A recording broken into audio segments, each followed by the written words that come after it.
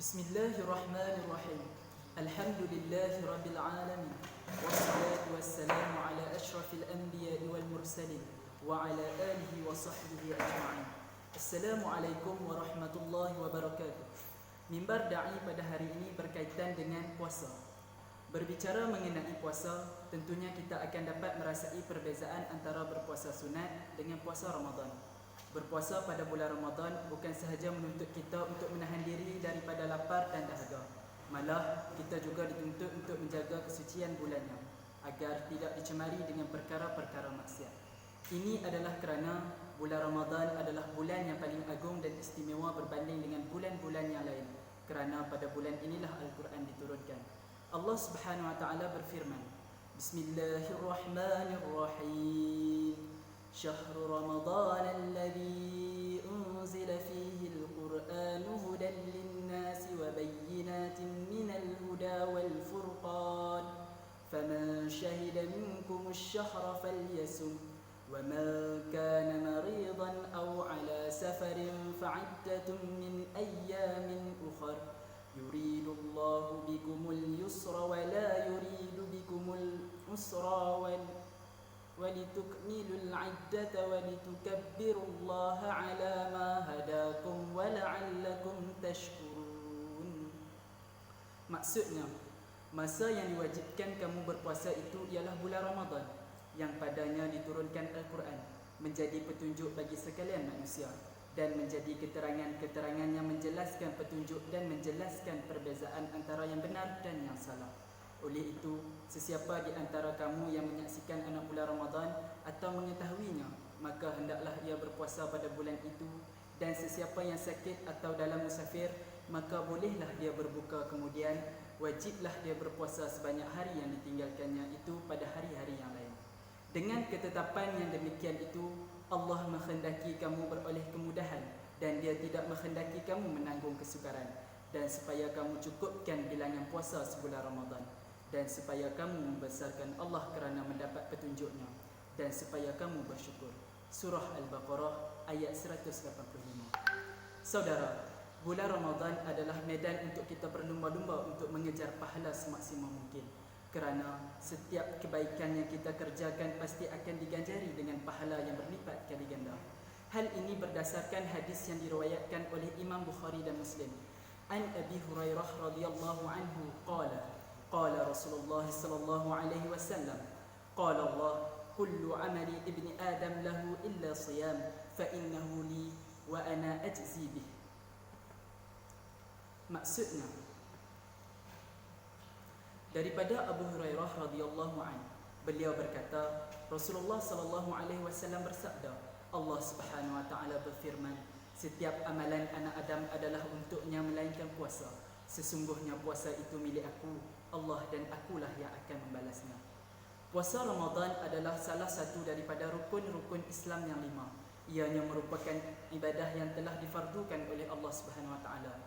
Maksud ibadah ialah tuntutan ke atas seseorang hamba bagi melaksanakan sebagai memenuhi perintah Allah Subhanahu wa taala dan menunaikannya tanpa melihat apa-apa natijah yang mungkin dihasilkan daripada ibadah tersebut.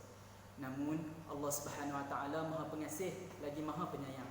Apabila memfardukan sesuatu ibadah kepada hambanya, pasti ada kelebihan dan ganjaran yang dijanjikan. Antara kelebihannya, Ar-Rayyan, pintu syurga untuk yang berpuasa. An Sahlin radhiyallahu anhu, anin Nabi sallallahu alaihi wasallam qala, inna fil jinnati baban yuqalu lahu Rayyan, yadkhulu minhu sha'imun yawmal qiyamah. لا يدخل منه أحد غيرهم يقال أين الصائمون فيقومون لا يدخل منه أحد غيرهم فإذا دخلوا أخلق فلم يدخلوا منه أحد. Maksudnya, daripada Sahlin bin Sa'ad radhiyallahu anhu berkata, Nabi sallallahu alaihi wasallam bersabda, sesungguhnya di syurga ada satu pintu yang diberi nama Ar-Rayyan, iaitu pintu masuk bagi orang yang berpuasa di hari kiamat. Tidak akan masuk daripada pintu itu kecuali orang yang berpuasa. Akan diseru oleh penjaganya, di manakah orang yang berpuasa? Maka mereka yang berpuasa pun bangun memasukinya. Tidak ada yang akan memasukinya melainkan mereka sahaja. apabila mereka memasukinya, pintu itu akan ditutup, maka tiada siapa lagi yang akan dapat memasukinya.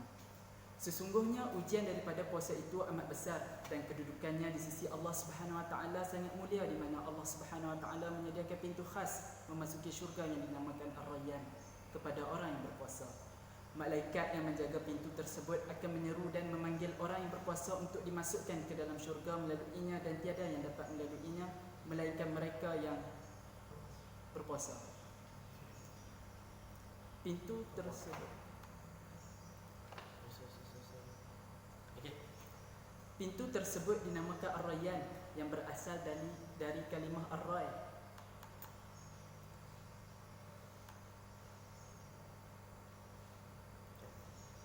Dari segi bahasa membawa maksud titisan air hujan yang pertama. Kiasan kepada orang yang berpuasa apabila memasukinya akan hilanglah segala kehausan yang selama-lamanya. Sebagaimana apabila kita sesat di padang pasir yang panas dalam keadaan kehausan, dan apabila disebutkan air, maka akan terasa kehausan itu semakin berkurangan, walaupun sebenarnya kita belum meminumnya lagi. Bayangkanlah apabila kita dapat menikmati air tersebut tak kala kehausan, betapakah nikmatnya tidak dapat diperkatakan. Kesimpulannya, bulan Ramadan adalah satu bulan yang amat istimewa dan unggul kerana Allah Subhanahu Wa Taala mencurahkan pahala, rahmat dan keampunannya pada setiap hari, setiap jam, setiap detik dan saat sepanjang Ramadan tanpa henti berbanding bulan-bulan yang lain. Di hari kiamat nanti, semua manusia akan membawa diri masing-masing kerana tiada siapa lagi pada hari tersebut yang dapat memberikan pertolongan. Namun, selain daripada syafaat Nabi SAW ke atas umat baginda, solat, puasa, Al-Quran dan amalan-amalan kebaikan lain akan menjadi syafaat yang diterima oleh Allah Subhanahu Wa Taala untuk mereka yang telah menunaikan ibadah tersebut dengan sebaik-baiknya. Alangkah indah dan beruntungnya kehidupan seorang Muslim yang pada waktu siangnya senantiasa berpuasa dan pada malam harinya membaca Al-Quran serta sibuk mendekatkan diri kepada Allah Subhanahu Wa Taala di samping melakukan amalan-amalan ibadah yang lain. Oleh itu, marilah bersama-sama kita melatih diri untuk mengelakkan diri daripada melakukan perbuatan-perbuatan keji bermula dari sekarang, agar kita dapat menjaga dan memelihara kesucian bulan Ramadan nanti dengan sebaik-baiknya, insya-Allah.